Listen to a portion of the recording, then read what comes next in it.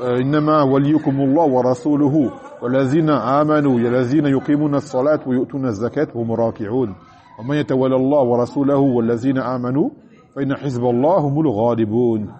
Que votre allié c'est juste Allah ainsi que son messager et ceux qui ont cru, ceux qui font la salat, qui s'acquittent de la zakat et qu'ils sont inclinés.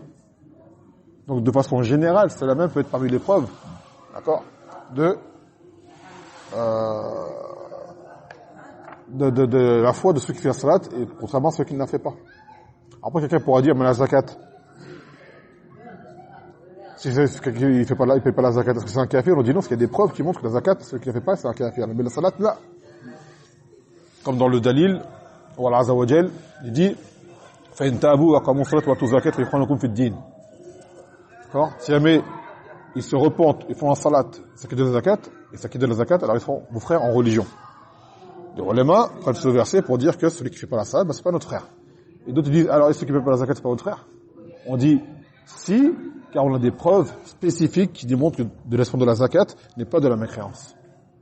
S'il a des laisses par avarice. Mais la salat, on n'a pas cela. Donc on prend cela pour la salat pour dire que celui qui fait pas la salat, c'est pas notre frère. Au كذلك في قول الله عز وجل ما سلككم في سقر قالوا لم نكن مصلين ولم نكن نطعم المسكين وكنا نكذب بيوم الدين وكنا نخوض مع الخائضين وكنا نكذب بيوم الدين حتى أتانا اليقين.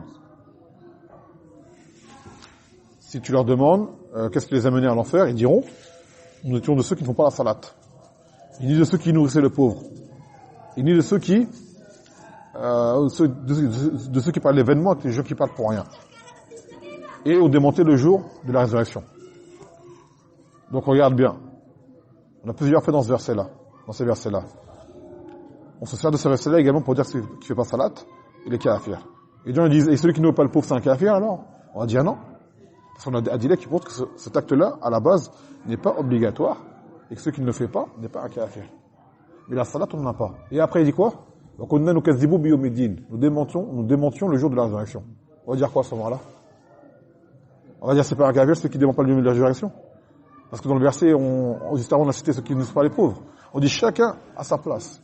Démentir le jour de la résurrection, c'est du kufr. Naam, naam. Nourrir le pauvre, c'est du kufr ou pas? Non. Et laisser la salat, c'est du kufr. On va dire ya khilaf. On dit non, ya khilaf, mais la vérité, c'est que celui qui ne fait pas la salat, c'est un kafir. Et ce verset est une preuve. Donc ne pas dire, se servir du verset qui est après pour dire, bah non, qu'on ne pas nourrir le pauvre, c'est pas de la mécréance. Donc on peut faire la salat, c'est pas la mécréance. Ah, ouais. Et démentir le jour de la résurrection, c'est de la mécréance ou pas? Unanimité. Donc, applique-le également sur la salat. Selon la vie authentique.